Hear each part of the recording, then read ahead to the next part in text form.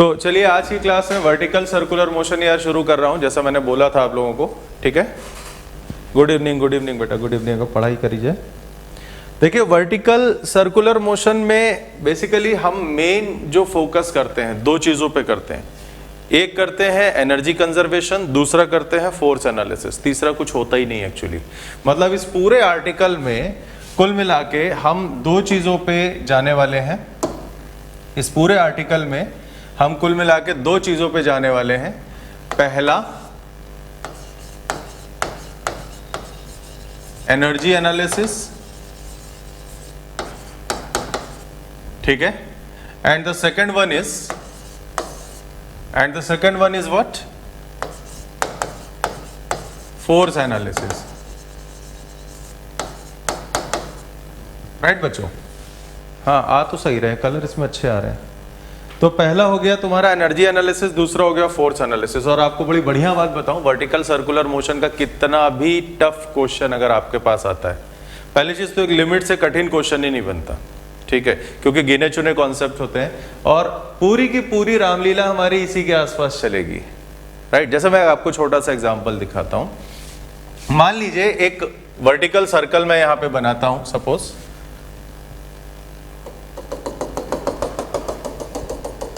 ये, ठीक। और वर्टिकल सर्कल क्यों बनाया इसकी वजह मैं आपको दिखाता हूं। सपोज ये ग्राउंड है, राइट बच्चों? Suppose this is the ground. अभी क्या हुआ, मान लो ये हो गया इसका सेंटर, ठीक है, ये हो गया इसका सेंटर। सेंटर से एल लंबाई, सेंटर से एल लेंथ की अगर हम बात करें, यहां पे मैं एक ब्लॉक रख देता हूं,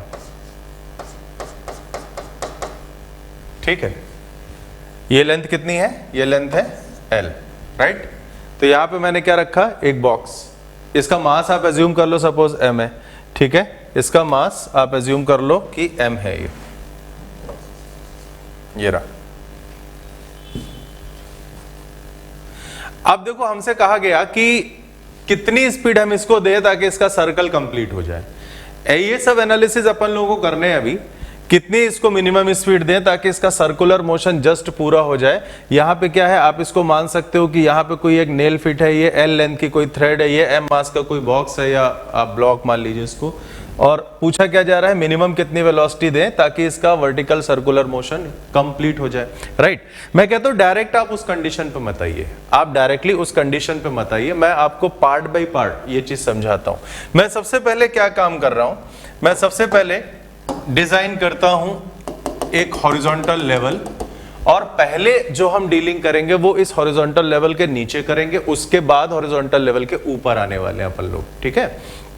चलिए मैं कहता हूं कि suppose the box is launched with velocity v not.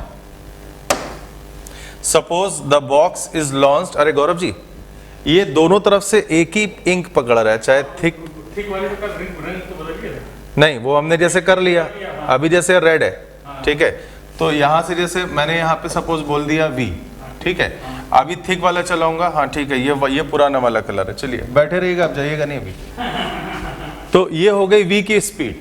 अभी v की स्पीड से मैंने कहा चलो मोशन इसका शुरू हो जाता है, तो मैं इसकी एक इंटरमीडिएट स्टेट आपको दिखा रहा हूं। और उस इंटरमीडिएट स्टेट में मैंने बोला कि ये बॉक्स यहां कहीं पर आया, और इस पर्टिकुलर स्टेट पर इसका जो angle made by the vertical था वो मान लीजिए कि थीटा था, ठीक है। और चलिए मैं एक काम करता हूं, ये जैसे मैंने v की वेलोसिटी दी है ना, यहां पे मैं इसको v नॉट कर देता हूं, ठीक है। और इसको मैं कोई v बोल देता हूं जनरल। यहां पे ये v नॉट हो गई और इसको मैं यहां पे v बोलता हूं, ठीक। चलिए एनर्जी एनालिसिस और फोर्स एनालिसिस किए जाए, और यहां से एक बात भी तुमको समझ में आएगी, पता है। चलिए देखते हैं। ओके बच्चों, क्या कर रहा हूं मैं, फोर्स एनालिसिस के लिए और एनर्जी एनालिसिस के लिए सबसे पहले मैं यहां पे जाने वाला हूं एनर्जी एनालिसिस की तरफ। इसमें मैंने आपको बताया था, अगर आप टोटल मैकेनिकल एनर्जी किसी भी सिस्टम की देखते हो तो वो दो एनर्जीज का समेशन होता है, यानी टोटल मैकेनिकल एनर्जी दो फॉर्म में एग्जिस्ट करती है। पहला kinetic energy of the system, दूसरा potential energy of the system. Kinetic energy of the system मैंने बच्चों आपको बोला था कि सिर्फ स्पीड की वजह से होती है, आप हाफ एम वी स्क्वायर लिख सकते हो। Potential energy of the system के लिए मैंने आपसे कहा था कि सबसे मुख्य बात जो इसके बारे में बताई थी वो ये थी कि ये रेफरेंस पे डिपेंड करती है, राइट। ये रेफरेंस पे डिपेंड करती है कि आपने एनर्जी का रेफरेंस क्या लिया, पोटेंशियल एनर्जी का रेफरेंस आपने क्या लिया है कि नहीं।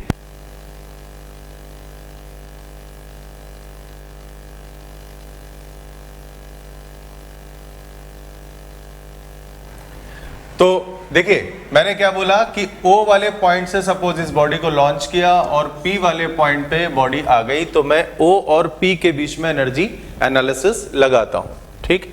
तो मैं बोलता हूं delta E from O to P। अब delta E from O to P लिख रहा हूं, एनर्जी का चेंज O से P तक आने में कितना होगा, 0। क्यों? क्योंकि ग्रेविटी फील्ड में पूरा मोशन चल रहा है, और ग्रेविटी फील्ड को मैंने पिछली क्लास में बताया था, it is a conservative force field, किसी भी तरह का एनर्जी का लॉस नहीं होने वाला। तो आप लिख सकते हो delta E from O to P, और यहां मैं सिंस लगा देता हूं तो देखने में आपको ज्यादा अच्छा लगेगा। तो since delta E from O to P will be equal to 0। अब जरा ध्यान दीजिएगा, अगर चेंज ऑफ एनर्जी 0 है O से P तक में, तो इसका मतलब total energy at O will be equal to total energy at P। तो टोटल एनर्जी एट O के नाम पे KE at O, PE at O is equal to KE at P plus PE at P, दो चीजें, right.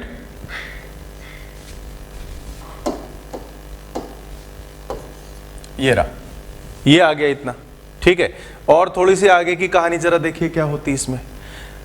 Kinetic energy तो ठीक है, हमको पता है कि O पे काइनेटिक एनर्जी क्या हो जाएगी, half M V naught square हो जाएगी, और यहां पे P पे क्या हो जाएगी, हाफ एम वी स्क्वायर हो जाएगी, कोई दिक्कत नहीं। पोटेंशियल एनर्जी O पे और पोटेंशियल एनर्जी P पर, ये जानने के लिए हमको रेफरेंस डिजाइन करना पड़ेगा। तो मैंने कहा कि बिना रेफरेंस के जब आप पोटेंशियल एनर्जी डील नहीं कर सकते, तो मैंने कहा कि आप मान के चलो कि जो ये ग्राउंड है ना, ये आपका रेफरेंस है, ये ग्राउंड है, ये आपका रेफरेंस है, ओके। तो this is what, this is reference line. Ground के लिए क्या लिख दिया हमने, ग्राउंड के लिए लिख दिया रेफरेंस लाइन। अब पोटेंशियल एनर्जी मैं ग्राउंड पे कितनी बोलूंगा भाई, 0 है। और ग्राउंड से बच्चों अगर तुम हाइट चेक करते हो, ग्राउंड से अगर तुम हाइट चेक करते हो तो कंप्लीट L है, L ये भी है, तो इतना क्या होगा, इतना हो जाएगा तुम्हारा L cos थीटा, राइट। ये पूरा L, ये पूरा L, नो डाउट। तो ये कितना हो गया, L cos थीटा। ये कितना बचा बताइए, L minus L cos theta. तो this will be equal to L times 1 minus cos theta. तो पोटेंशियल एनर्जी आप इस हाइट के रिगार्ड में मेंशन कर सकते हो, राइट बच्चों। पोटेंशियल एनर्जी आप इस हाइट के रिगार्ड में मेंशन कर सकते हो। चलिए लिखते हैं क्या होता है। Kinetic energy at O, kinetic energy at O मैं डाल रहा हूं, तो मैं लिखूंगा half m v naught square. O पे आप वेलोसिटी देखिए, v नॉट आपको दिया था। Potential energy at O, O कहाँ है, रेफरेंस लाइन पे है, तो potential energy at O will be equal to 0। Now the kinetic energy at P is what, half m, और P पे आप वेलोसिटी देख लीजिए, v मेंशन्ड है, तो half m v square plus potential energy at P। Potential energy at P means mgh, कितना height ऊपर आ गया, mgl 1 माइनस cos थीटा। तो आपने इसको लिखा mgl 1 माइनस cos थीटा, ठीक है।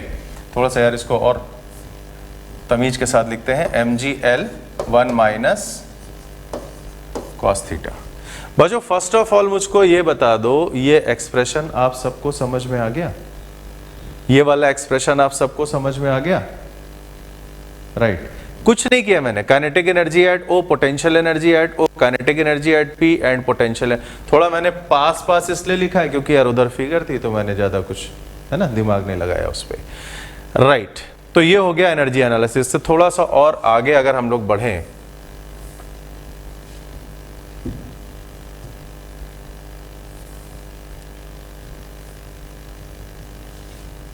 थोड़ा सा और आगे अगर मैं इस चीज को ले जाऊं, तो देखो क्या था ये, आप इसको लिख सकते हो half mv0 is equal to half mv² plus mgl1 minus cos theta.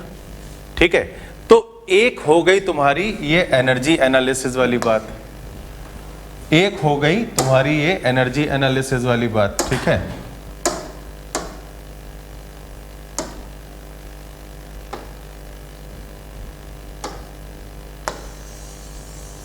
इतनी। अब बारी आई किसकी पता है आपको? अब बारी आई फोर्स एनालिसिस की। बच्चों आपको मैंने बताया था ना, हाँ जी, मैंने आपको क्या बोला था, एनर्जी एनालिसिस और फोर्स एनालिसिस, कुल मिला के दो बातों पे हम रुके हुए थे। ठीक है, एनर्जी एनालिसिस ये पूरा एक बना दिया हमने जनरल। अब नंबर आता है किसका भाई? अब नंबर आता है फोर्स एनालिसिस का। ठीक है, तो चलो देखते हैं।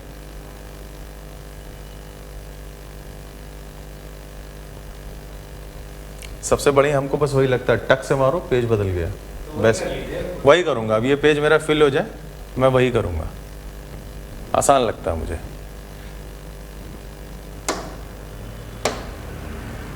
फोर्स एनालिसिस के लिए आपको एक बार फिर से इसके फिगर पर आना पड़ेगा, राइट? देखिएगा, फोर्स एनालिसिस के लिए आपको फिर से इसके फिगर पे आना पड़ेगा। और अगर मैं थीटा एंगल पर इसको चेक करता हूं तो मैं आपको सबसे पहले यहीं पर दिखाता हूं क्या क्या चीजें आ रही हैं। ठीक है, देखो भाई, सबसे पहली बात यहां होगा टेंशन। ठीक है, यहां होगा टेंशन रस्सी में।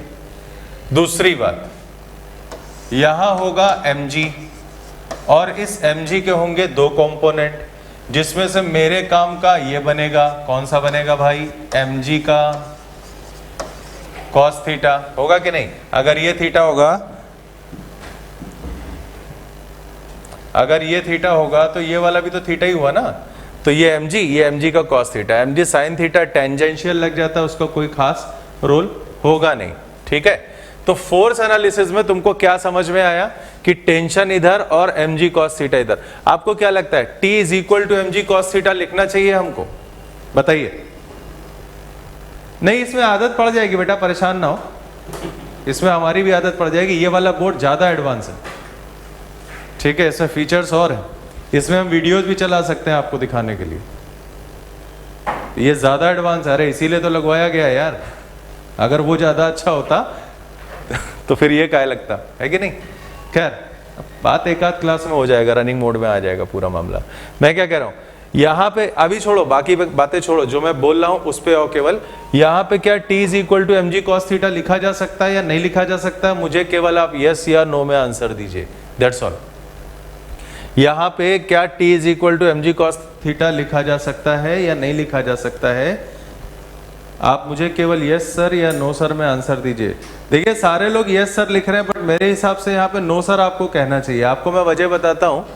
आपको याद होगा मैंने सर्कुलर मोशन में आप लोगों को ये समझाया हुआ था कि यूनिवर्स में कहीं भी सर्कुलर मोशन होता है तो वहाँ पे आपको सेंट्रीपिटल फोर्स की जरूरत पड़ती है कि नहीं पड़ती है? कहीं पे भी सर्कुलर मोशन होता है तो वहां पे आपको किस चीज की जरूरत पड़ेगी? सेंट्रीपिटल फोर्स की। आप देखिए, ये पूरा एक सर्कल मैंने आपको दिखाया और मैंने आपको बोला कि जब बॉडी O से चली और P पर आ रही है तो O से P वाला जो ट्रैक है सर्कुलर ट्रैक ही तो होगा ना। O से P वाला जो ट्रैक है वो कैसा ट्रैक होगा? सर्कुलर ट्रैक ही होगा। इसका मतलब जब ये P पर भी है तो सर्कुलर मोशन ही कर रही है, तो बिना सेंट्रीपिटल फोर्स के तो पॉसिबल नहीं है। अभी सुनना, वो सेंट्रीपिटल फोर्स मैं आपको कुछ ऐसे दिखा सकता हूं। वो सेंट्रीपिटल फोर्स मैं आपको कुछ ऐसे अंदर की तरफ दिखा सकता हूं, ये। ठीक है, अब आप मुझको बताओ, सेंट्रीपिटल फोर्स नेट अंदर की तरफ है, T अंदर की तरफ है, mg cos थीटा बाहर की तरफ है। यहाँ इक्वेशन क्या लेनी चाहिए मुझको?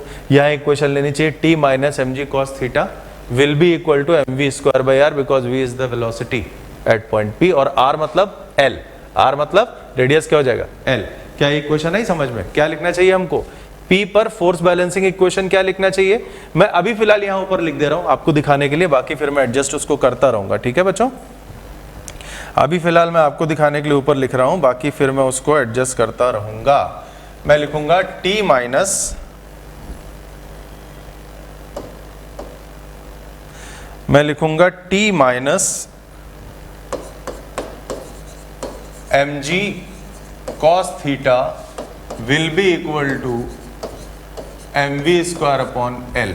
ये फोर्स एनालिसिस से आएगी, ये इक्वेशन आएगी फोर्स एनालिसिस से। t minus M G cos theta will be equal to mv square by L, because circular motion हो रहा है। ध्यान दो, सर्कुलर मोशन हो रहा है, टेंशन अंदर है, mg cos थीटा बाहर है। जब तक रिजल्टेंट अंदर की तरफ नहीं दिखाई देगा तुमको, तब तक सर्कुलर कैसे हो सकता है? पॉइंट समझ में आया? पॉइंट समझ में आया? ठीक है ना? तो t minus M G cos theta will be equal to mv square by R. ये बात आपको समझ में आई? पक्की पक्की, क्लियर कट? ठीक है। अबे किसका फोन बज रहा है यहां बार बार? बंद कराओ यार, जो भी है गधे कहीं के। पता नहीं कब फोन कौन रख के गया यहां पे।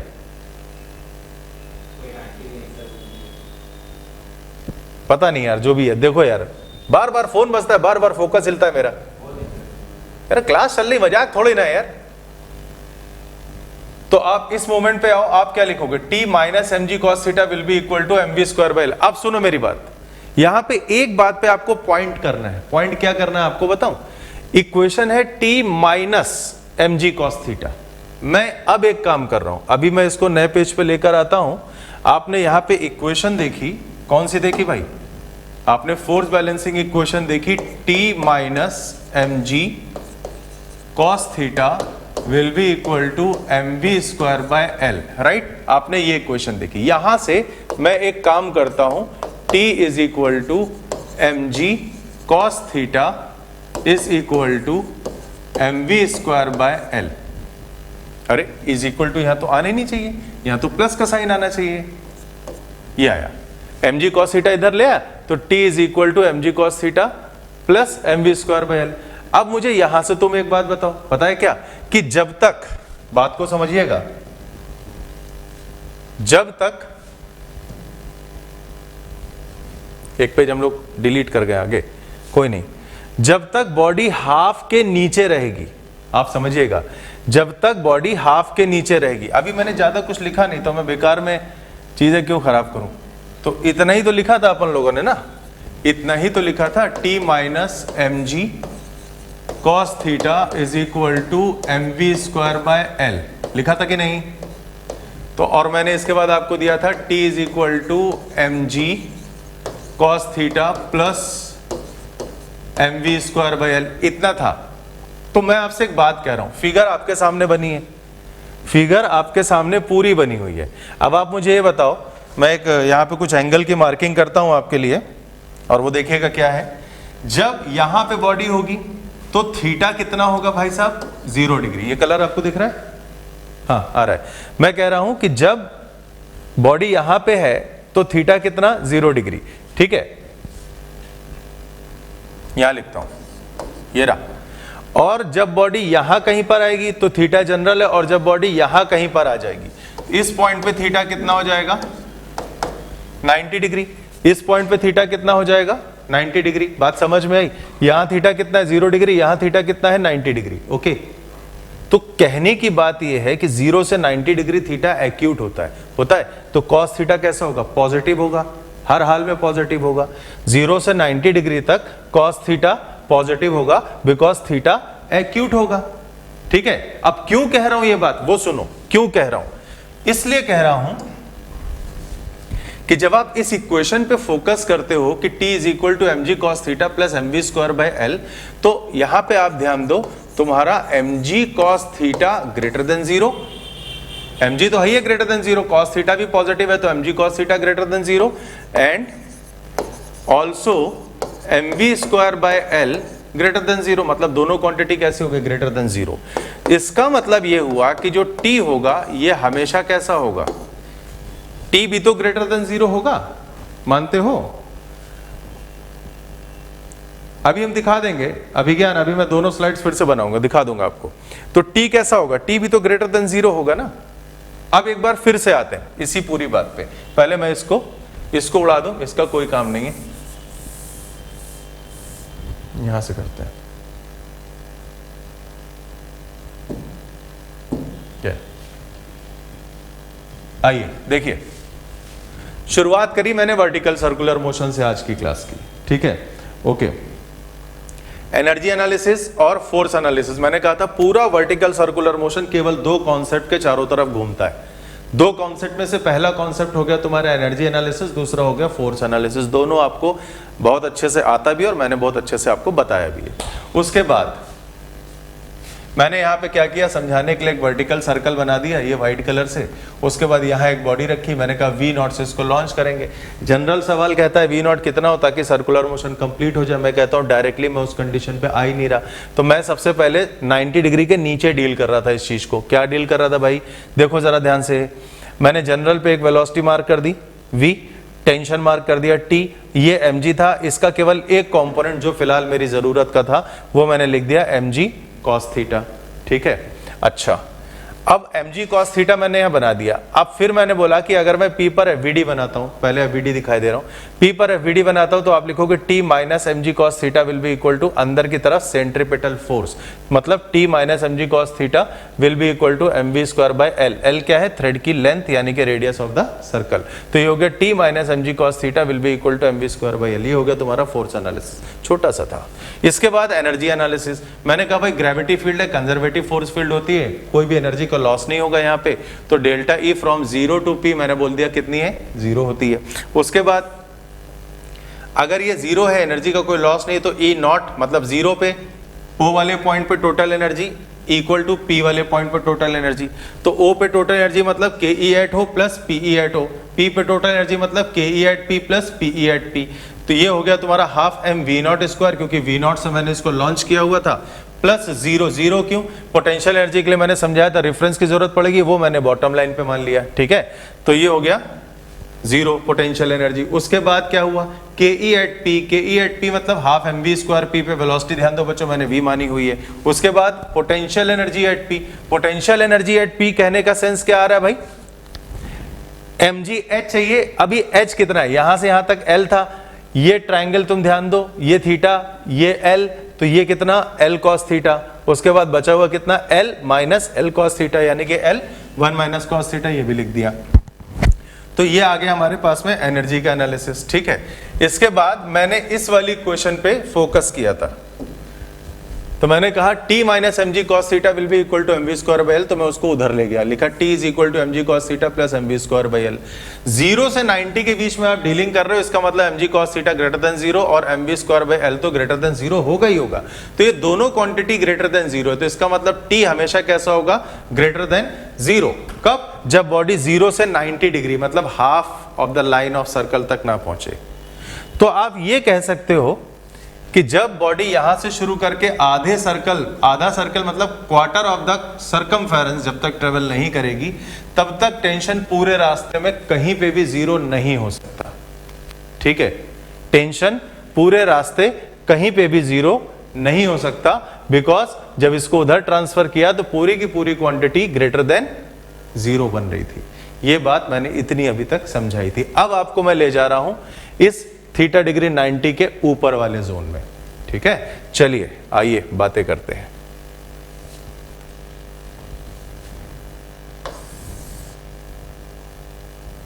अगले पेज पे आऊंगा मैं, चलो भाई देखते हैं।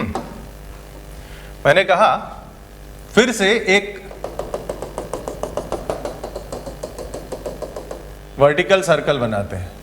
हाँ जी, तो मैं आ रहा था इस रेफरेंस लाइन के ऊपर, सेंटर किधर माना, सेंटर चलो यही बोल देते हैं, और ये हमारा 90 डिग्री पे था ना, ये हमारा 90 डिग्री पे था। चलो एक एनालिसिस और करते हैं, पीछे से एक एनालिसिस और करते हैं, specially theta is equal to 90 पे, यानी at theta is equal to 90 degree.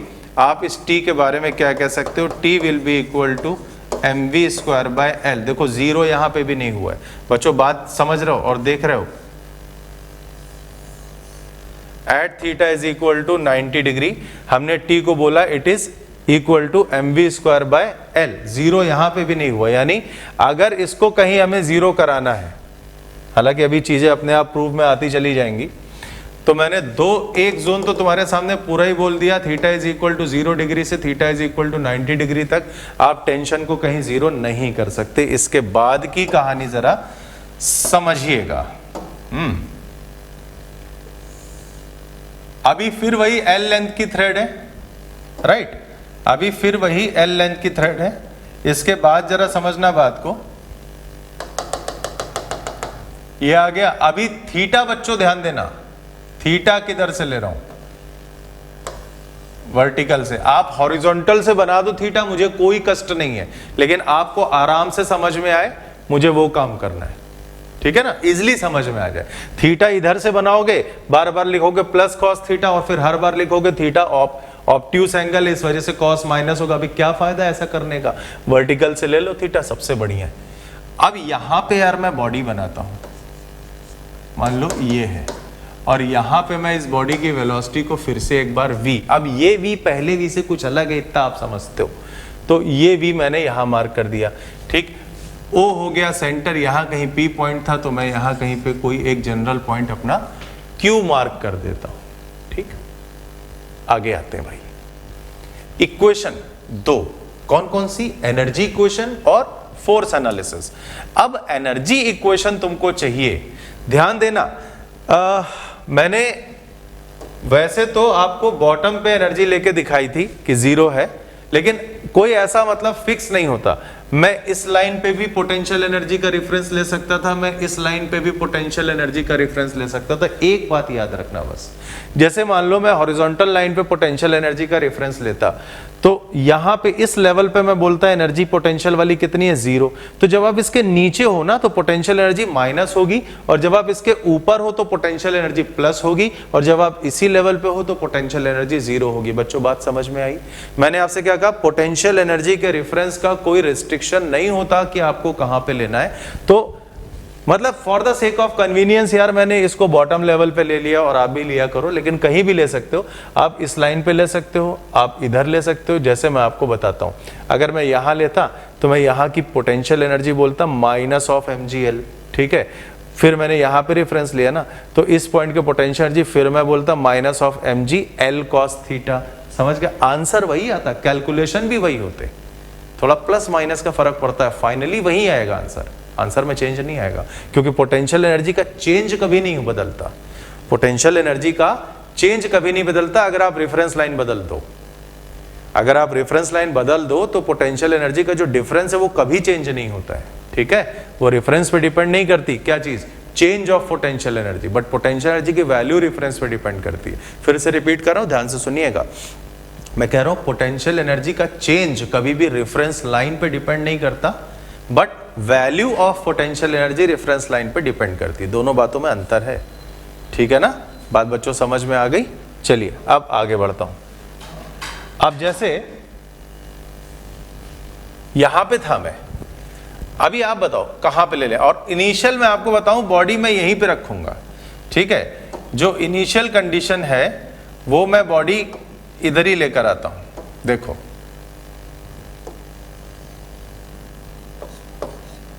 Initially body यहां पे है, ये v की वेलोसिटी v0, वही v0 है, ठीक। तो एक काम करते हैं, इसको मैं v डैश कर देता हूं, क्योंकि फिर वही v0 वही v, फिर वो भी v, उसको मैंने v डैश कर दिया, ठीक है।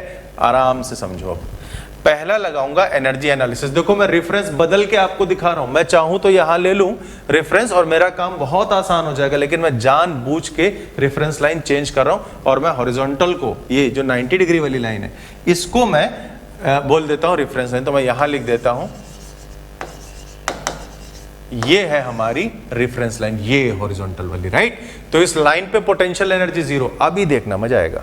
तो अब मैं पहला लिखता हूं एनर्जी एनालिसिस, और कहां से कहां के बीच में लिखने जा रहा हूं, मैं लिखने जा रहा हूं O से Q के बीच में। तो मैं यहां लिखूंगा भाई टोटल एनर्जी एट O, मतलब E at O will be equal to E at Q, ठीक है। E at O will be equal to E at Q, okay. किसी ने कुछ लिखा तो नहीं अभी तक? सर मतलब पे किसी वैल्यू का रेफरेंस पे डिपेंड, अबे मतलब पे मतलब किसी वैल्यू के रेफरेंस पे डिपेंड करती है। सुनो प्रसून जोशी, तुम क्या कहना चाह रहे हो मैं समझ गया। पोटेंशियल एनर्जी की जो वैल्यू है वो रेफरेंस लाइन पे डिपेंड करेगी, बट पोटेंशियल एनर्जी का डिफरेंस, दो पॉइंट्स के बीच में पोटेंशियल एनर्जीज का डिफरेंस कभी भी रेफरेंस पे डिपेंड नहीं करता, वो वही आएगा रेफरेंस लाइन कहीं बिलो। आप प्रसून मेरी बात समझे? अच्छा, मैं ये कह रहा हूं कि पोटेंशियल एनर्जी की अपनी वैल्यू, एक second, value of potential energy depends upon the position of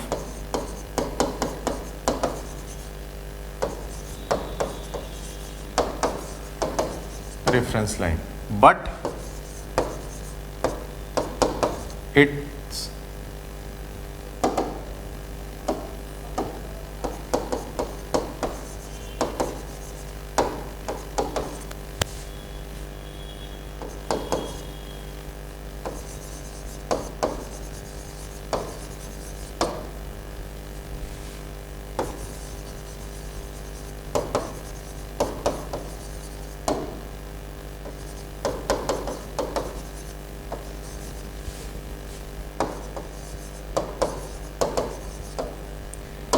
अब समझ में आया?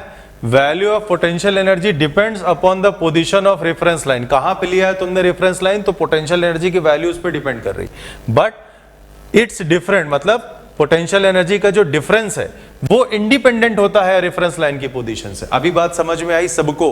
प्रसून जोशी और अभिज्ञान गोयल, सब लोग, और भी जो लोग हैं जिनको नहीं आ रहा है या जिनको ये स्टेटमेंट क्लियर नहीं था, सारे लोग क्लियर हो? हाँ, अब होना चाहिए, अब होना चाहिए, बिल्कुल।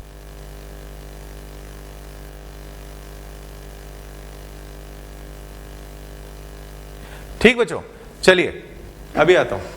अभी आप चाहो तो यार अपने मतलब मोबाइल फोन पे या लैपटॉप जिस पे भी आप काम कर रहे हो, आप स्क्रीनशॉट इसका ले सकते हो।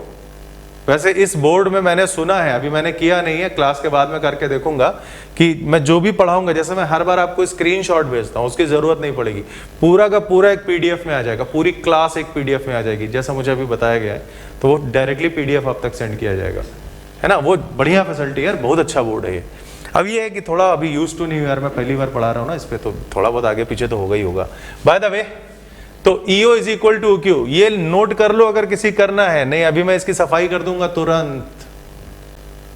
किसी को लिखना हो लिख लो, नहीं हाथ में मेरे बहुत सफाई है, देखो हाथ की सफाई देखो बेटा, ये हाथ रखा और ये देखो साफ होने लगा है, मेरे हाथों की सफाई देख रहे हैं आप? गायब हो गया, देखा, पूरा साफ कर दिया। चलिए आते हैं, EO is equal to EQ। EO reference line कहां मानी भाई साहब? ये वाली, ध्यान देना। EO के लिए अभी मैं लिखूंगा kinetic energy O plus potential energy at O, kinetic energy eight Q, kinetic energy eight Q plus potential energy eight Q, right? Okay, kinetic energy at O half m V naught square plus potential energy at O, भाई साहब reference यहां है, reference के नीचे आ गए हो तुम L length से, तो आप लिखोगे माइनस mgl, राइट बच्चों? बात समझ में आई? आपने लिखा माइनस mgl, रेफरेंस से L नीचे, ये जानबूझ के मैंने किया, मैं यहां ले लेता ना बहुत आसान पड़ता, कोई दिक्कत नहीं, आपको अलग अलग तरीके से करके दिखाता हूं ताकि आप सीख जाओ। ओके बच्चों, kinetic energy eight Q half m v square plus potential energy eight Q, बोले तो यहां से इतनी हाइट, इतनी हाइट मतलब कितनी हाइट? इतनी, है ना? इतनी हाइट, और इतनी हाइट मतलब ये, और ये, भाई गिरने को टूटेगा तो नहीं? छूट गया मेरे हाथ से जल्दी जल्दी में। तो इतनी हाइट मतलब कितना? ये थीटा है ना, तो ये थीटा हुआ, राइट? तो ये कितना हो जाएगा? L cos थीटा, समझ गया ना? ये L, ये थीटा, ये कितना? L cos theta. ओके, चलो उधर ले आते हैं, तो this will be equal to mgl cos theta. अभी तुम बताओ, ये mgl को उधर पहुंचाओगे ना, ये mgl को उधर पहुंचा दो, देखो तो ये आ जाएगा तुम्हारा half m v naught square is equal to half M V square plus M G L, और ये आ जाएगा तुम्हारा 1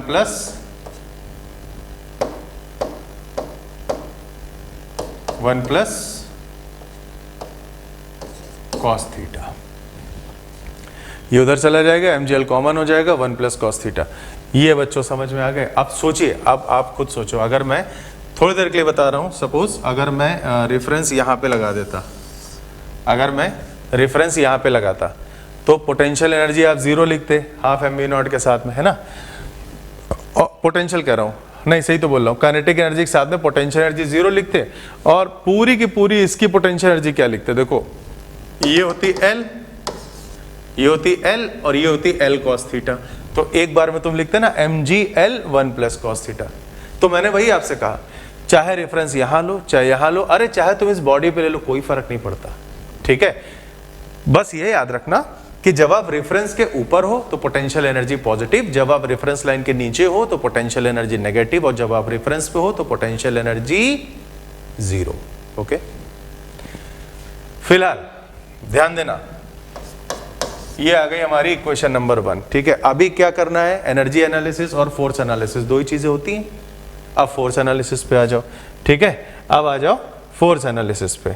तो फोर्स एनालिसिस की कहानी अब हम लोग यहां पे करते हैं। देखना बच्चों, मैं कुछ बनाने जा रहा हूं बेटा। ये होगा यहां पे रस्सी पे मौजूद टेंशन, कलर क्लियर दिख रहा है? बिल्कुल, ये है यहां पे रस्सी में मौजूद टेंशन। ओके, अच्छा फिर से सुनना, बॉडी ये है, बॉडी का मास m लिया है, अंडरस्टूड है। इसका mg वर्टिकल डाउनवर्ड होगा या नहीं होगा? इसका mg वर्टिकल डाउनवर्ड होगा, ये ऐसे, ठीक है ना। तो ये मैंने बना दिया इसका mg। सर ऐसा क्यों कि ऊपर पोटेंशियल एनर्जी पॉजिटिव और नीचे नेगेटिव? बेटा रेफरेंस है ये, कहीं तो जाओगे ना।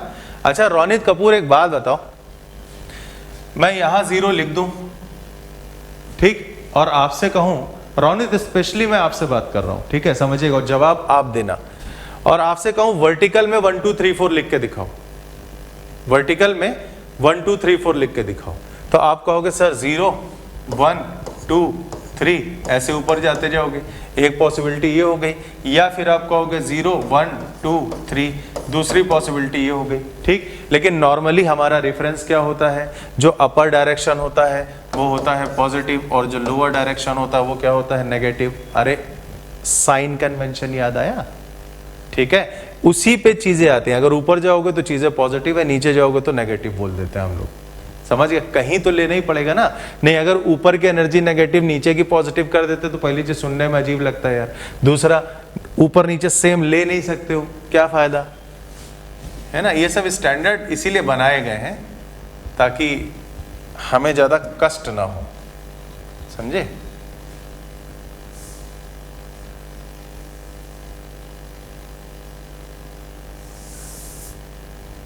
खैर छोड़ो,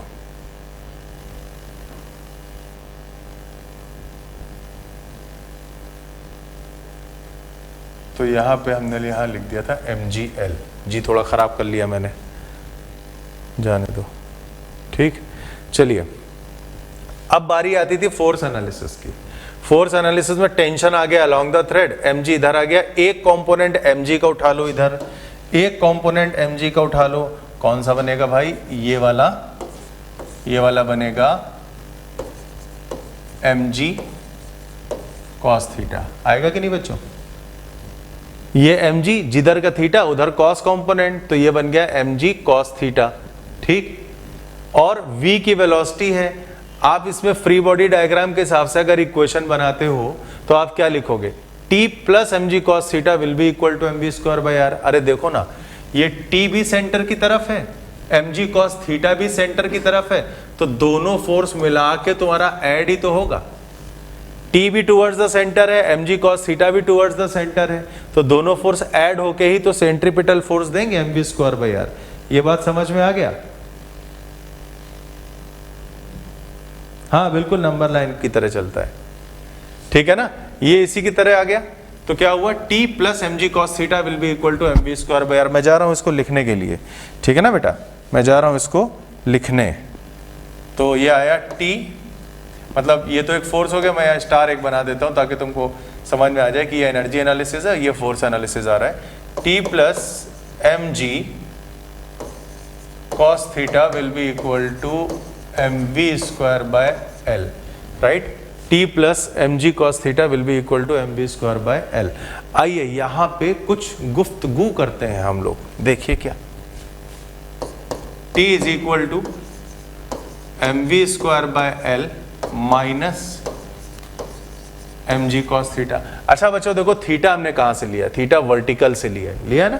इसका मतलब थीटा अगर मैं इसको पूरा वर्टिकल कर देता हूं, अगर ये बॉडी को चढ़ा के मैं बिल्कुल ऊपर पहुंचा देता हूं, तो थीटा ऐसे कम होते होते जब बॉडी यहां पे आ जाएगी तो थीटा कितना हो जाएगा? 0 हो जाएगा। और मान लो जब बॉडी इधर थी ये हॉरिजॉन्टल लाइन पे, तो यही थीटा 90 डिग्री का काम करेगा कि नहीं करेगा? तो कहने का मतलब ये जो सेकंड हाफ ऑफ द देख रहे हो आप सर्कल, ये वाला इतना, थीटा 0 से 90 ही तो जा सकता है। यानी कि एक बार फिर से कॉस थीटा कैसा होगा? एक बार फिर से कॉस थीटा हमेशा पॉजिटिव होगा, नेगेटिव तो नहीं हो सकता ना। तो अब टी की कंडीशन देखो, अब आप टी की कंडीशन देखिए, राइट। क्या हुआ? इसको हम लोग बोलते हैं इक्वेशन नंबर 2, और t की जो वैल्यू निकल के आती है this is M V square by L minus of M G cos theta. यानी ये इक्वेशन आपको ये समझा रही है कि अगर हम v को एडजस्ट करें, थीटा को एडजस्ट करें, तो t एक बार 0 हो सकता है। तो सिर्फ एक फिलहाल एक लाइन मैं लिख रहा हूं, सिर्फ एक लाइन लिख रहा हूं, हेयर फॉर 90 to 180 लिख रहा हूं मैं।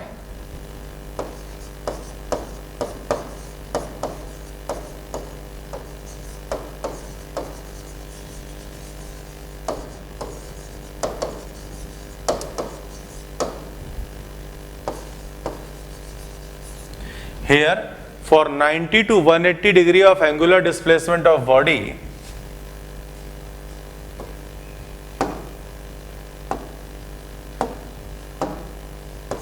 T can be equal to 0 या T can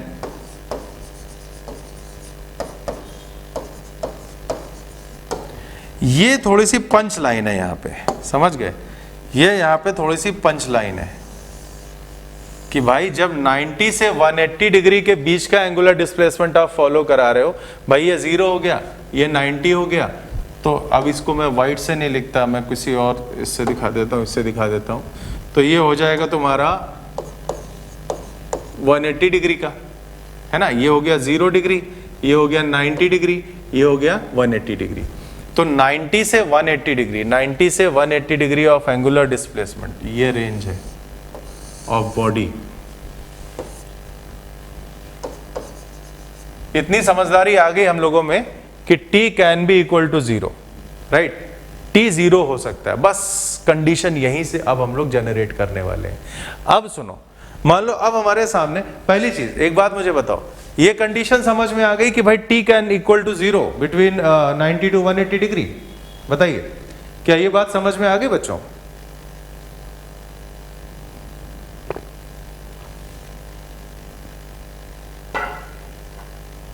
राइट। अब एक काम करता हूं, मैं जाता हूं लिमिटिंग। अबे देखो, अच्छा भाई यहां पे फ्री बॉडी डायग्राम मैंने बनाया, यहां पे मैंने फ्री बॉडी डायग्राम बनाया। देखो ये रस्सी का टेंशन है जो कि सेंटर की तरफ है, ये mg है, इसका cos थीटा कंपोनेंट है ना, तो t plus M G cos theta, t plus M G cos theta will be equal to M V square by R. तो ये बनी इक्वेशन फ्री बॉडी डायग्राम से। तो एम जी कॉस थीटा उधर कर दिया, थीटा में समझा रहा हूं भाई, थीटा की रेंज फिलहाल यहाँ 0 से 90, तो कॉस थीटा पॉजिटिव ही होगा। तो 90 से 180 degree of angular displacement of body, मैंने बोला कि जो टेंशन है वो 0 हो सकता है, और बस यहीं से डिस्टर्बेंस आ भी सकता है हमारे सर्कुलर मोशन में। देखिए 0 से 90 डिग्री तक कोई प्रॉब्लम नहीं है, लेकिन जब बॉडी 90 डिग्री को क्रॉस करती है ना, प्रॉब्लम वहीं से शुरू होती है। मैं आपको डायरेक्टली समझा सकता था, बट प्रॉब्लम आ क्यों रही है वो बताना बहुत जरूरी है, नहीं करोगे कैसे आगे? रटना थोड़ी ना हम लोग को हर चीज, ठीक। चलिए अब मैं डीलिंग करता हूं 90 से 180 डिग्री के बीच में, यानी कि अब मैं आपको एक कंडीशन पर ला रहा हूं कि भाई मिनिमम वेलोसिटी हम कितनी दें किसी भी बॉडी को ताकि वो जस्ट अपना सर्कुलर मोशन कंप्लीट कर ले। अच्छा एक बात बताओ, छोटी सी बात, क्या पता है, अगर सर्कुलर मोशन के दौरान ये जो आप थ्रेड देख रहे हो येलो वाली, इस थ्रेड का टेंशन 0 हो जाए, बात समझिएगा, अगर सर्कुलर मोशन के दौरान इस थ्रेड का टेंशन 0 हो जाए ये वाली, तो क्या बॉडी सर्कल में मूव कर पाएगी? सर्कल में मूव करने के लिए टेंशन का होना बहुत जरूरी है। क्या ये बात आपको समझ में आती है? देखिए जब तक टेंशन रहेगा, सक्षम कनौजियन नो सर क्यों लिखा आपने? अच्छा सभी लोग नो सर लिख रहे हो, ठीक है, मतलब ये बात समझ में नहीं आई। ठीक, सुनो मेरी बात, जब तक इस रस्सी में टेंशन मौजूद रहेगा केवल तभी तक ये बॉडी सर्कल में चल सकती है। मैं आपको टेंशन हटा के दिखाता हूं कि क्या चीजें आती हैं, ठीक है, देखना।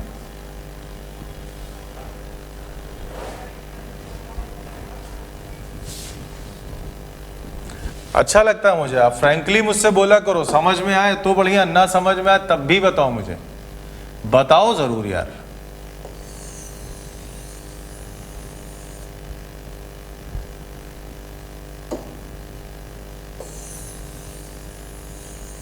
ये है जैसे मतलब वैसे ही बना, लेकिन अब मैं हटाऊंगा नहीं। और कोई बॉडी है,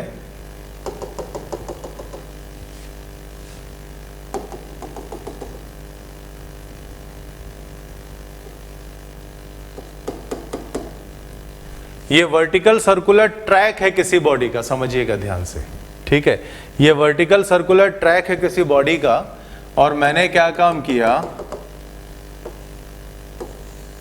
थीटा एंगल दिखाया वर्टिकल से कि भाई बॉडी इधर है और ऊपर कहीं पे जा रही है किसी v की वेलोसिटी से। वही केस है, उसी तरह का है। यहां पे जब मैंने एफवीडी बनाई, ठीक है, यहां पे जब मैंने एफवीडी बनाई तो मैंने लिखा t plus mg cos theta will be equal to mv square by r, ठीक है, t plus mg cos theta will be equal to mv square by r। ये थीटा था, ये mg है, टेंशन आया था अंदर की तरफ, ये, और mg cos थीटा भी आया था कुछ ऐसा।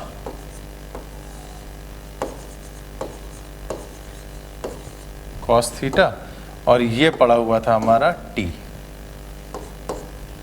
तो हमने बोला था t plus mg cos theta will be equal to mv square by r। अब सुनना मेरी बात, देखिए टेंशन अगर 0 हो गया तो ये थ्रेड स्लैग कर जाएगी, बात को समझना, टेंशन अगर 0 हो गया तो ये थ्रेड स्लैग कर जाएगी। स्लैग करने का मतलब होता है कि रस्सी सीधी नहीं रह पाएगी, ये आप मानते हैं। जब तक टेंशन मौजूद होगा तब तक ये रस्सी सीधे है, और जहां टेंशन 0 हो गया, इसकी दूसरी फिगर देखिएगा, इसकी दूसरी फिगर देखिएगा,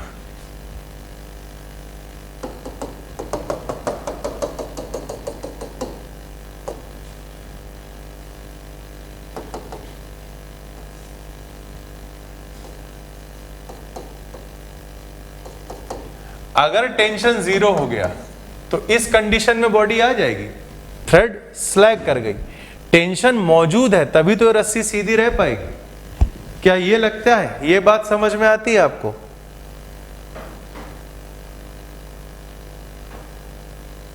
बॉडी डाउनफॉल कर जाएगी और सर्कल में नहीं मूव करेगी। नहीं, डाउनफॉल ऐसे नहीं करेगी भाई। अच्छा है, मुझे अच्छा लग रहा है आप लोग अपने अपने ऑप्शन दे रहे हो, इसका मतलब आप दिमाग खोल के पढ़ाई कर रहे हो, मैं बड़ा अप्रिशिएट करता हूं इन सब चीजों को। बॉडी डाउनफॉल कर जाएगी अगर टेंशन खत्म हो जाएगा, हाँ डाउनफॉल करेगी, लेकिन उसकी भी एक कंडीशन होगी भाई ध्रुव त्रिवेदी, ठीक है ना। और हाँ रोनित, अभी तुमने सही पकड़ा कि अभी मेरा ऐसा मतलब नहीं है कि बॉडी गिर जाएगी, मैं सिर्फ आपसे इतना कह रहा हूं कि अगर टेंशन 0 होगा तो केवल उसका सर्कुलर मोशन डिस्टर्ब होगा, बस इतना कह रहा हूं सिर्फ मैं, ठीक। क्या कंडीशन होती है वो बताऊंगा आपको, पहले एक सर्कल कंप्लीट तो कर लें, उसके बाद बहुत सारी कंडीशन होती हैं, ठीक है। फिलहाल ये चीज समझ में आती है कि अगर टेंशन जीरो कर दे तो रस्सी ऐसे स्लैग कर जाएगी, और स्लैग कर गई तो सर्कुलर मोशन हो ही नहीं सकता, ये तो समझते हो ना आप। इतनी बात समझ में आ रही कि नहीं आ रही? क्यों भाई, इतनी बात समझ में आ रही कि नहीं आ रही कि टेंशन जीरो होने का मतलब थ्रेड स्लैग कर गई, और ये कॉमन सेंस की बात है। अगर थ्रेड स्लैग कर गई तो सर्कुलर मोशन तो नहीं होगा। चलो क्या होगा ये भी बताता हूं तुमको, क्या होगा ये भी तुमको बताता हूं, ठीक है। जैसे मान लो इस पॉइंट पे ये थ्रेड स्लैग कर गई, इस पॉइंट पे ये थ्रेड स्लैग कर गई, ठीक है। तो ये बॉडी पता है सर्कल में नहीं जाएगी, ये अपनी टेंजेंट वेलोसिटी से अपना मोशन जारी रखेगी और एक प्रोजेक्टाइल ट्रैक पे जाएगी। यानी अगर आप बॉडी को देखो, अगर आप बॉडी को देखोगे ना तो आपको बॉडी का मोशन, जैसे मान लो यहां कहीं पे थी और ये v की वेलोसिटी थी बॉडी में, तो ये कैसे जाएगी पता है, ये अपने आप को एक प्रोजेक्टाइल मोशन में मूव करा लेगा, ये कुछ ऐसे बॉडी इस ट्रैक पे जाएगी, और यहां कहीं पे जब बॉडी दोबारा पहुंचेगी, यहां कहीं पे जब बॉडी दोबारा पहुंचेगी तब जाके थ्रेड को उसकी पूरी लंबाई मिलेगी, तब जाके यहाँ पे ये टेंशन दोबारा मौजूद होगा। समझ में आई बात? यानी जिस पॉइंट पे टेंशन जीरो होता है, बॉडी उस पॉइंट से एक अपना प्रोजेक्टाइल मोशन शुरू कर लेती है, जमीन में नहीं गिरती है। जिस पॉइंट पे टेंशन जीरो होता है, बॉडी वहां से अपना एक प्रोजेक्टाइल मोशन शुरू करेगी, और जब प्रॉपर लेंथ उसको मिल जाएगी थ्रेड को, यानी जब वो सर्कमफेरेंस के इंटरसेक्शन पॉइंट पर आ जाएगा, मतलब ये प्रोजेक्टाइल का पैराबोलिक इक्वेशन और ये सर्कल की इक्वेशन जहां पे इंटरसेक्ट करेगी आपस में, वहां पे टेंशन एक बार दोबारा से बन जाएगा। और उसके बाद आपको पता ही है, क्योंकि भाई ये रेफरेंस है, तो अगर 0 से 90 टेंशन कभी इस जोन में जीरो नहीं हो सकता, तो सिमिलरली इधर भी जीरो नहीं होगा ना, तो मिलेगी तो यहीं कहीं नीचे आके मिलेगी इतने जोन में। तो यहाँ जैसे मिली टेंशन फिर से बन गया, सर्कुलर मोशन फिर से क्लियर हो गया, मतलब इसके बाद सर्कुलर फिर से करेगी। लेकिन यहाँ पे जहाँ टेंशन जीरो है, यहाँ से प्रोजेक्टाइल करेगी, यहाँ तक करेगी। क्या बात आई समझ में? आपको तो अब एग्जैक्ट मोशन भी दिखाया। अगर 180 डिग्री पे टी जीरो हो गया, नहीं होगा, हाँ वो होगा, सॉरी वो होगा, वो मैं करूंगा तो फ्री फॉल हो जाएगी। नहीं होगी फ्री फॉल, बताऊंगा उज्ज्वल, अभी देखते रहो, फ्री फॉल नहीं होगी।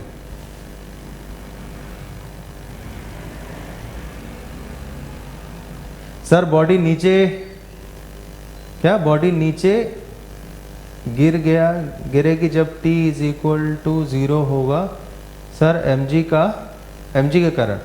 अरे नहीं, सुनो, ऐसे थोड़ी ना गिर जाएगी यार बॉडी। आप लोगों ने इनर्शिया पढ़ा है ना, इनर्शिया, एक होता है इनर्शिया ऑफ रेस्ट, एक होता है inertia of velocity. Inertia of velocity में आपको बिल्कुल बेसिक एग्जांपल क्या था कि भाई बस में खड़े हो, चलती बस में खड़े हो, बस में ब्रेक लगी, आप अचानक से आगे गिर जाते हो। क्यों होता है ऐसा? क्योंकि बस के साथ में आपकी बॉडी मूव करती रहती है, बट जो आपके फुट हैं वो बस के कांटेक्ट में है। बस रुकी, आपके फुट रुक गए, बट बॉडी का अपर पोर्शन मूव कर रहा था, इसी वजह से आप ऐसे आगे गिरते हो। यही कहानी इसके साथ भी है, इनर्शिया ऑफ वेलोसिटी। ये v वेलोसिटी से जा रहा था, टेंशन जीरो हो गया, लेकिन वो v वेलोसिटी मेंटेन रही, वो v थोड़ी ना जीरो हो जाएगा। v वेलोसिटी से जा रहा था इस पॉइंट से होकर, यहीं पे टेंशन जीरो हो गया। बेचारे का दुर्भाग्य था कि टेंशन इसका जीरो हो गया इस वाले पॉइंट पे। तो टेंशन जीरो होते ही v पे फर्क नहीं पड़ेगा, v मेंटेन रहेगा, due to inertia of velocity v maintain रहेगा। तो ये जितने एंगल पे, मान लो कोई अल्फा एंगल था, तो ये जितने एंगल पे v रहा होगा, उतने एंगल से इसका एक प्रोजेक्टाइल मोशन शुरू हो जाता है। क्योंकि टेंशन इस पूरे रास्ते टेंशन कहीं भी नहीं होगा थ्रेड में। लेकिन जैसे ही 180 कह रहा हूं, सॉरी 90, 180, 270, जैसे ही 270 के नीचे आएगी ना, यानी इस जोन में जैसे ही ये यहाँ कहीं आएगी, टेंशन फिर से आ जाएगा। और मैथमेटिकली हम लोग इसको ऐसे बोलते हैं कि जब भी इक्वेशन ऑफ पैराबोला और ये इक्वेशन ऑफ सर्कल एक दूसरे पे इंटरसेक्ट करेंगे, वो पॉइंट पे टेंशन दोबारा बनेगा। वो पॉइंट यहाँ कहीं होता है, इतने बीच में, यहाँ कहीं पे। अब बताओ किसी को डाउट है?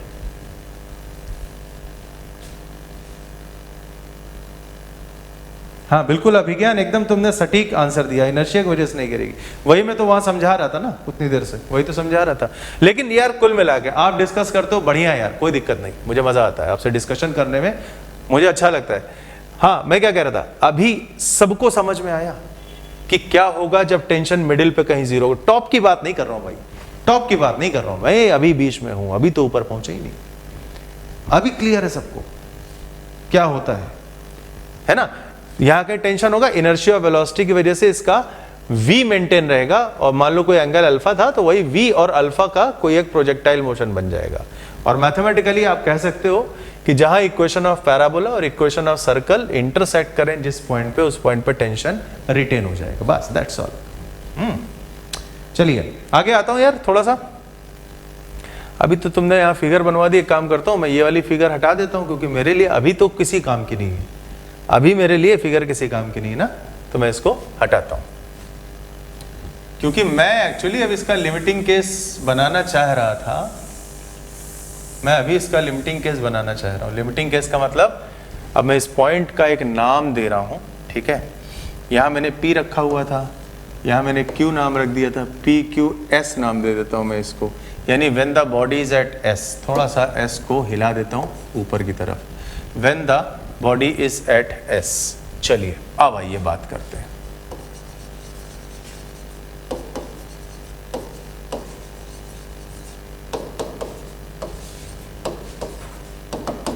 When the body is at S, बस सिलेक्टिवली अब मैं S की बात कर रहा हूं। उस समय हम फ्री बॉडी डायग्राम लिखते हैं और एनर्जी एनालिसिस लिखते हैं दोनों।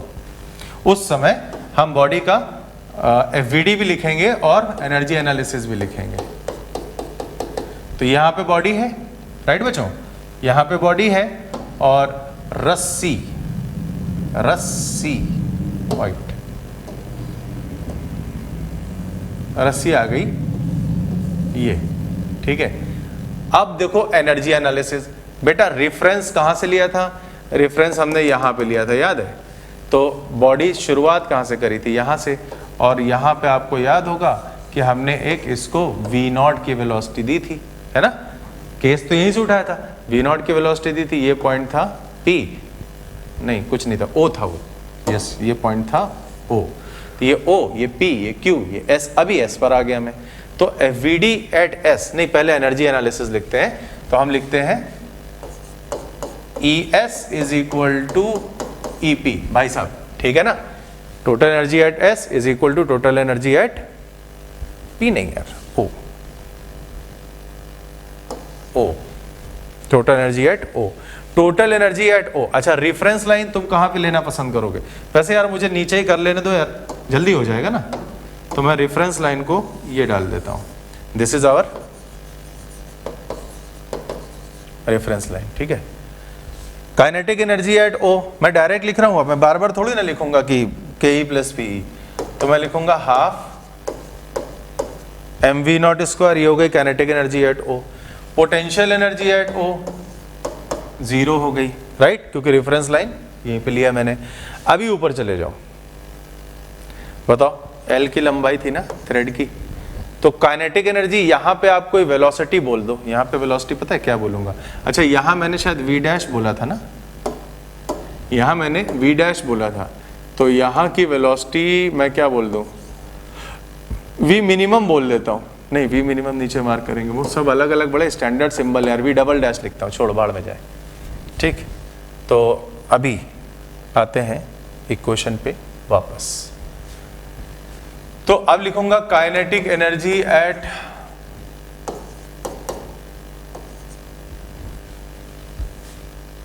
उल्टा लिख दिया मैंने, कोई नहीं तुम समझदार हो। ये EO है और ये ES आ रहा है।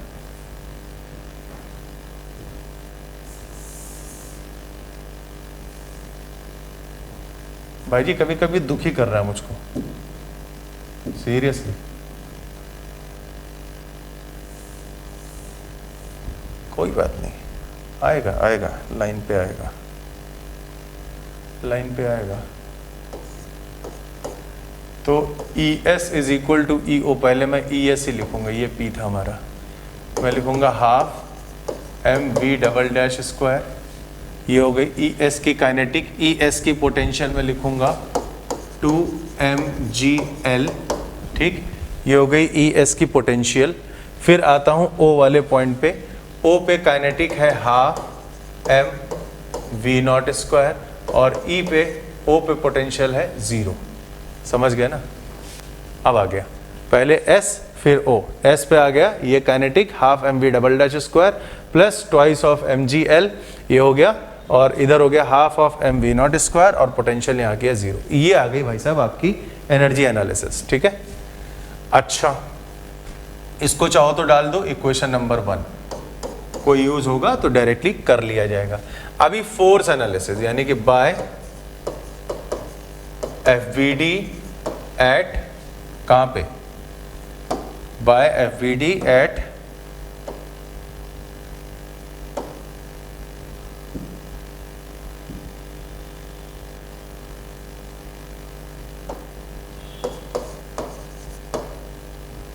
S, ठीक है, FVD एट S। आइए यहां पे आइए, इत्मीनान के साथ आइए, देखिए क्या है।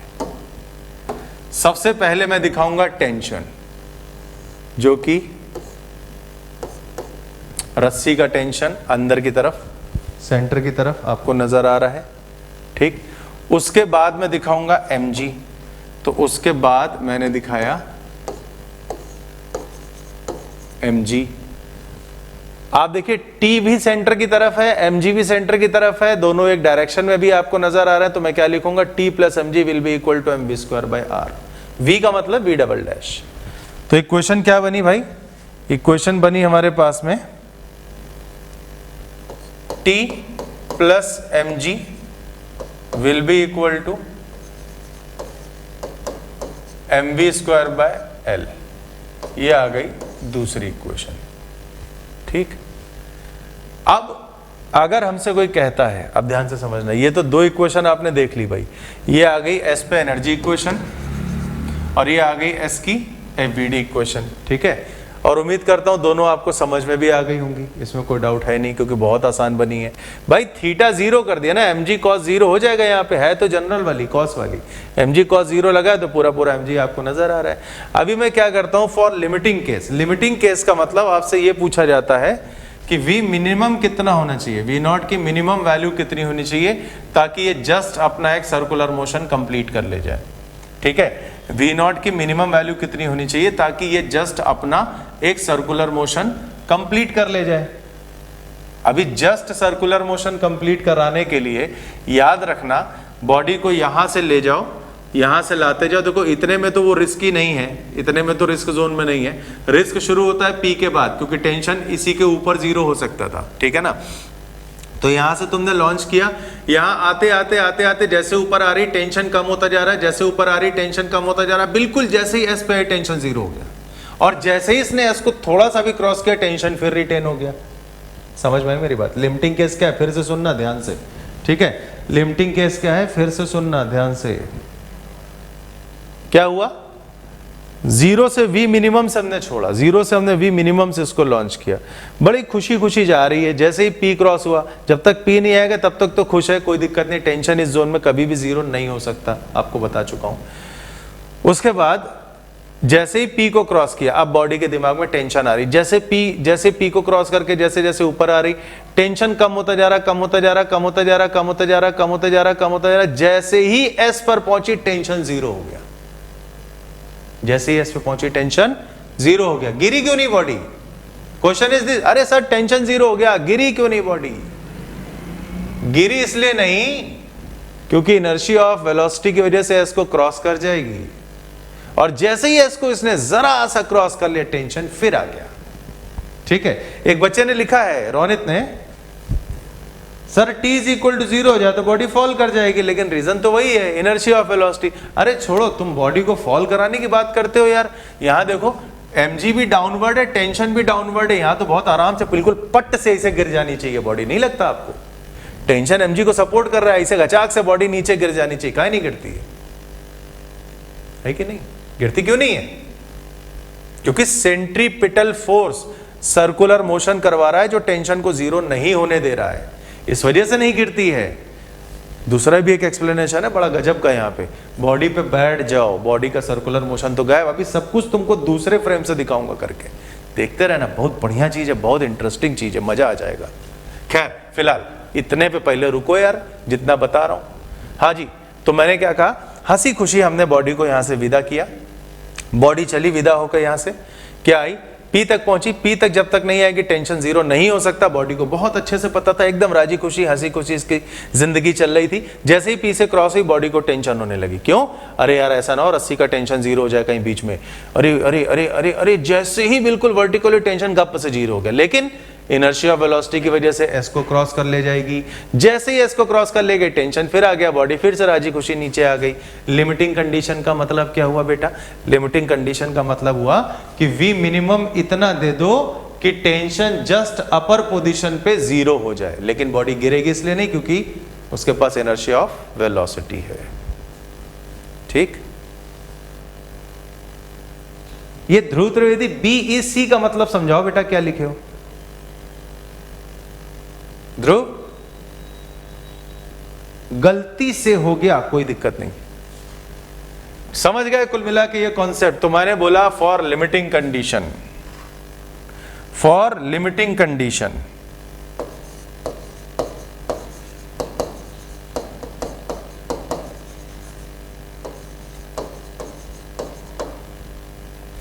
means for V not is equal to minimum to just complete the circular motion, ठीक है ना? यानी for just complete the circular motion or for just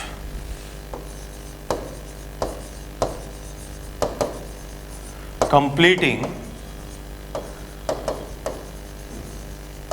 the circular motion or for just completing the circular motion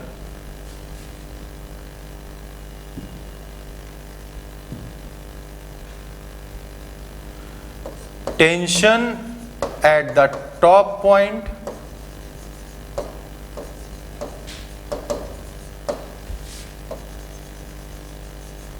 must be equal to zero। ये punch line है, याद रखना। Tension at the top point must be equal to zero. कब? For limiting condition और for just completing the circular motion tension at the top point must be equal to zero, right? यानी अब मैं specially deal करने वाला हूं S point को। ठीक, ओके बच्चों, तो आते हैं अगले पेज पर। फिगर का रेफरेंस पीछे से उठाऊंगा मैं, है ना? तो हमने लिखा था एट एस, इक्वेशन क्या डाली थी? T plus M G equal to M V double dash square by L. तो अब मैं कर रहा हूं for limiting case,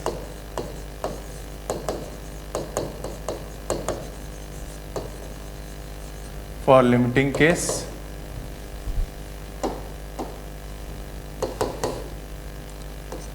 T equal to 0 implies mg is equal to m v double dash square by r, नहीं l। तो m से m cancel कर दिया तो v डबल डैश की वैल्यू हो गई gl। ठीक बच्चों, क्या ये समझ में आ गया?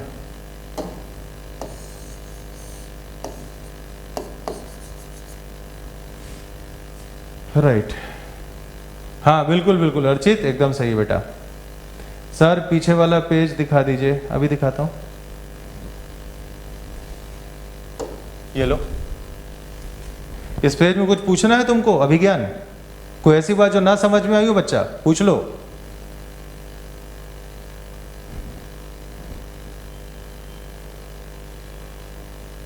हाँ कह सकते हो अर्चित, कह सकते हो। ठीक, चलिए आता हूं। ये क्रिटिकल वेलोसिटी पता है यार, तुम्हारी स्कूल की किताबों में सब ढेर सारे नाम दिए होते हैं यार, कितने नाम से पुकारोगे? सबका मतलब एक ही होता है। चलिए मैं आगे आता हूं। तो भाई लिमिटिंग केस में, एक मिनट, जब पीछे वाला पेज खोले ये तो क्यों ना मैं एक बात लिख दूं? नहीं लिखेंगे, लेकिन लिमिटिंग केस में टॉप पे वेलोसिटी कितनी मिली हमको? √GL, ठीक है ना? बनाएंगे, फिगर बनाने में बहुत मजा आता है हमको। लिमिटिंग केस में टॉप पे वेलोसिटी कितनी लिख रहा हूं? √GL। इस बार थोड़ी छोटी फिगर।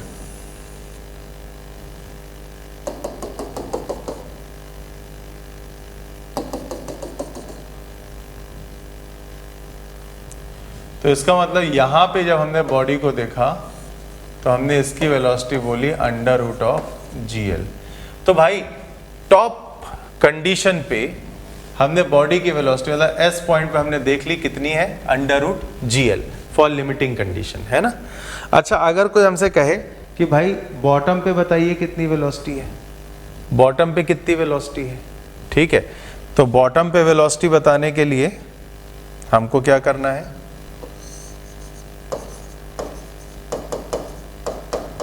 एनर्जी एनालिसिस, समझ गए। V मिनिमम का कैलकुलेशन मैं आपको बता रहा हूं, देखो V मिनिमम पूछा है, टॉप पे निकाल ही दी हम लोगों ने जब लिमिटिंग कंडीशन होती है, तो उसके लिए V मिनिमम पूछा है जिसमें टॉप हमको अंडर रूट GL पता चल गया। तो अब मैं लगा रहा हूं energy analysis between S and O, यानी मैं लिखने जा रहा हूं ES is equal to EO। ES का मतलब पोटेंशियल प्लस काइनेटिक, रेफरेंस यार मैं यही मान रहा हूं, समझ गए, रेफरेंस मैंने यही मान लिया। तो काइनेटिक हो गई तुम्हारे पास हाफ m v स्क्वायर मतलब GL प्लस पोटेंशियल हो जाएगी twice of mgl is equal to twice of mgl is equal to EO। EO मतलब यहाँ की एनर्जी, तो ये लिखोगे हाफ m v मिनिमम का स्क्वायर। तो भाई साहब इसको आप ऐड करके देख लीजिए, अपने आप समझ में आ जाएगा, हाफ से हाफ कट जाएगा और इधर 2 मल्टीप्लाई हो जाएगा, m से m कट जाएगा, 5GL आ गया। V minimum will be equal to under root of 5GL।